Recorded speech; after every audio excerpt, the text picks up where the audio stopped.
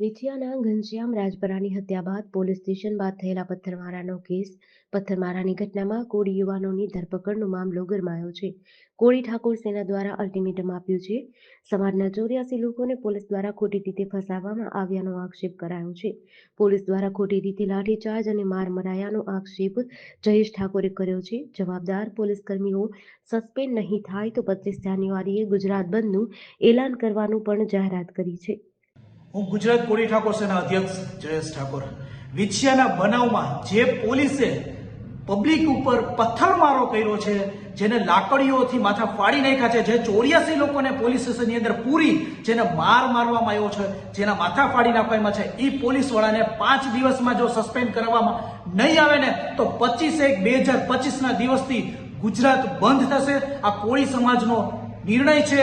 શાંતિપૂર્વક ગુજરાત બંધ કરવામાં આવશે અને 25/1 પછી કોળી સમાજ દ્વારા વિછિયા મામલતદારે ધરણા કરવામાં આવે છે.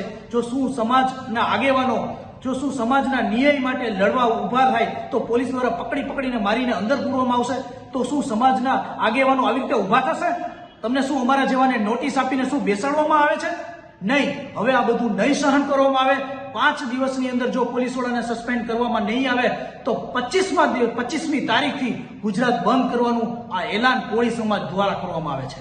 GDC ન્યૂઝ સાથે કરચન બામટા, આટકોટ.